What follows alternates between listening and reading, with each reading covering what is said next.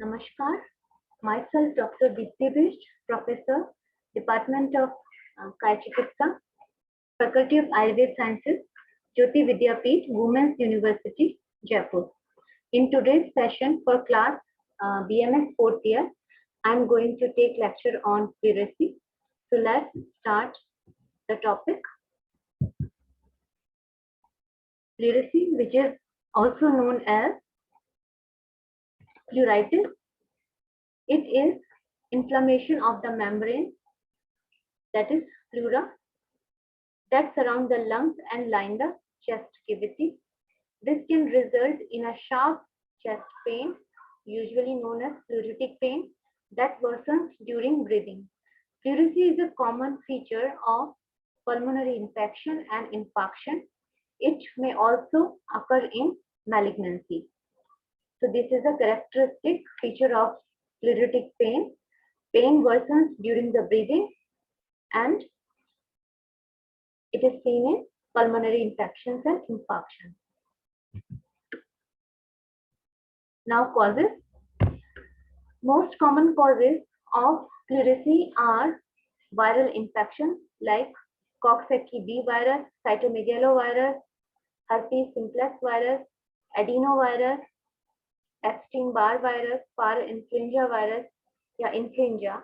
These are the most common cause. However, some other different conditions can also cause pleuritic chest pain. These are bacterial infections associated with pneumonia and tuberculosis. Fungal and parasitic infections may also be caused. Besides this, autoimmune disorders such as systemic lupus, erythematosus, rheumatoid arthritis, or autoimmune hepatitis, these can be some important other causes of pleurisy.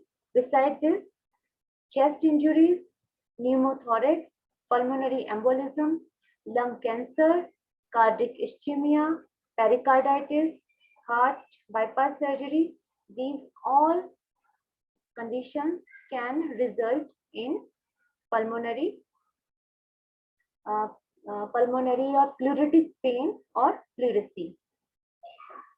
Some other conditions are also there like aortic dissections or inflammatory bowel disease or sometimes other lung diseases like cystic fibrosis, sarcoidosis, asbestosis, mesothelioma, etc. These can also cause pleurisy. Now clinical features.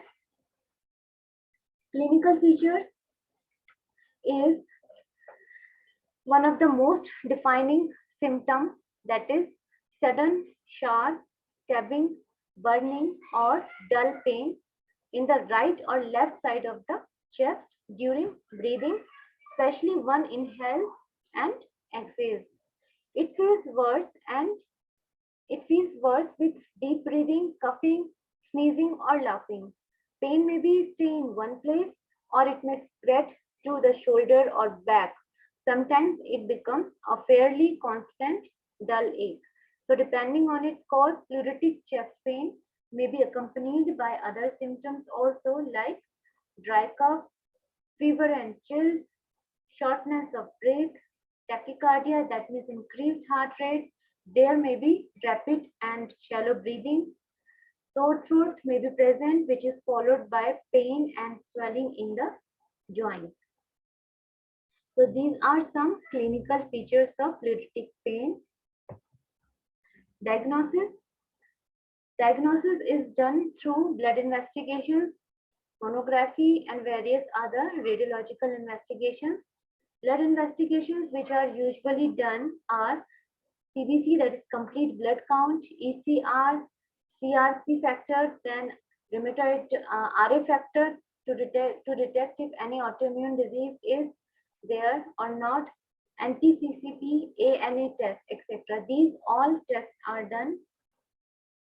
Then chest X-ray is done. Usually PA and lateral view or decubitus chest X-ray is done. Then CT scan of thorax is done on requirement.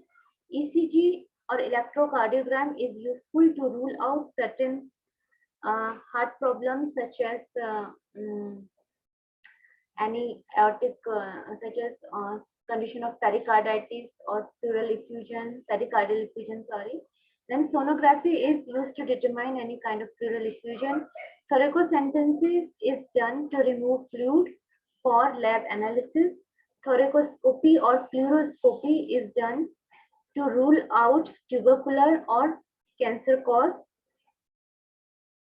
of pleuritic pain.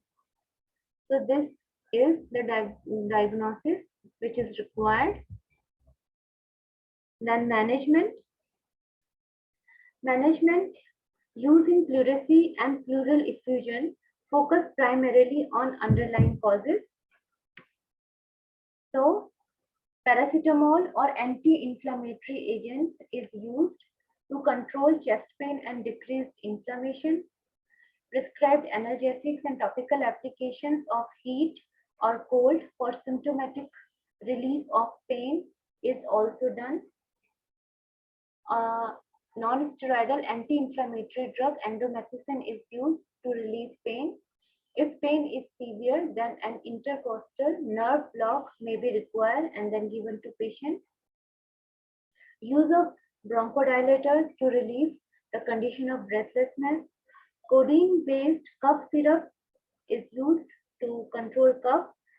There may be a role for the use of corticosteroid in cases of tubercular pleurisy, tacrolimus, and methotrexate in treatment of pleurisy. If pleural fluid is infected, treatment involves antibiotics and draining the fluid. If infection is tubercular or from a fungus, then treatment involves long-term use of ADT or antifungal medication. If the fluid is caused by tumors of the pleurula, it may build up again quickly after it is drained. Sometimes anti-tumor medicines will prevent further fluid buildup. Chemotherapy or radiation treatment also may be used to reduce the size of the tumor. If congestive heart failure is causing fluid buildup, then treatment usually includes diuretics and other medications. So the management is basically done according to the type of pathology lying behind the pleurisy or pleuritic pain. So antibiotics for bacterial infections, antitubercular treatment for tubercular infection, antifungal treatment for fungal infection, chemotherapy for lung cancer, and for congestive cardiac failure, diuretics and other medications are used accordingly. Other measures which are usually adopted, that is lifestyle modifications, are proper rest should be given to patient. Lying on the painful side may be more comfortable. Deep breathing and coughing to clear mucus as the pain ceases is usually advised to patient, and this procedure usually done to avoid the condition of pneumonia which can occur easily. So this is all about the management of pleuritic pain or pleurisy. If we talk about the Ayurvedic management, तो हम इसकी चिकित्सा करेंगे फुफ्फुस आवरण ज्वर की चिकित्सा के रूप में। तो इसके लिए जो हमारा चिकित्सा सूत्र रहेगा, सबसे प्रथम निदान परिवर्जन, उसके पश्चात रोगी को पूर्ण विश्राम दें। अभ्यंग इसमें बताया गया है, सरसों तेल और सैंधव लवण का वक्षस्थल पर अभ्यंग करें।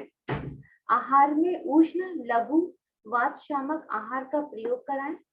चिकित्सा व्यवस्था में कुछ योग हैं जैसे कि स्वर्ण मालती बसंत रस, मल सिंदूर, गोदंती भस्म, श्रृंगाब्र रस और पिपली चूर्ण, इन सभी को कॉम्बिनेशन फॉर्म में बना करके रोगी को प्रयोग करा सकते हैं। पिपली चूर्ण की मात्रा इसमें 500 mg, श्रृंगाब्र रस 250 mg, गोदंती भस्म 300 मिलीग्राम, मल सिंदूर 100 ग्राम, स्वर्ण मालती बसंत रस 150 ग्राम, ये सब मिलाकर के एक सिंगल डोज के रूप में इसे हम दिन में 3 बार मधु या अदरक सरस के साथ प्रयोग कराएं। बटियों में दशमूल घन बट्टी का प्रयोग कर सकते हैं, पीयूष आदि बट्टी का प्रयोग कर सकते हैं, लवंग आदि बट्टी का प्रयोग कर सकते हैं। श्वास कुठार रस, श्वास कास, चिंतामणि, ये रस है जिनका हम प्रयोग कर सकते हैं। अवलेहों में कंठकारी अवलेह, अगस्त्य रसायन, वासा अवलेह, उसके बाद चित्रक हरितकी, इन सभी का प्रयोग हम इसकी चिकित्सा में कर सकते हैं। आशावारिष्ट के रूप में अमृतारिष्ट एवं द्राक्षारिष्ट जो रोगी की इम्यूनिटी को बढ़ाएंगे तथा बार बार होने वाले इन्फेक्शन को भी रोकेंगे। उसके अलावा जड़ चिकित्सा में कहे गए जितने भी पथ्य अपथ्य हैं उनका इसमें प्रयोग करना है, जैसे कि पथ्य में सुखोष्ण जल, मंड, पेया आदि लघु आहार का प्रयोग, खिचड़ी, दलिया, इस तरह का लघु आहार, मांस, जंगल मांस रस, गोदुग्ध, पटोल, कार्वेलक, द्राक्षा, दारिम, सेब इत्यादि फल, विश्राम एवं स्वच्छ वातावरण, ये पथ्य है। अपथ्य में अति व्यायाम, वेग विधारण, मलिन जल, अस्वच्छ वातावरण इत्यादि अपथ्य माना गए हैं। इसके पश्चात ज्वर में आने वाले जितने भी वर्णित पथ्य अपथ्य उनका प्रयोग करें। षडंग पानीय जल का इसमें प्रयोग कर सकते हैं यदि रोगी का जो ज्वर है वो नहीं उतर रहा है। So that's all about today's lecture regarding pleurisy. In next lecture series, we will discuss some other disease. Goodbye. Have a nice day.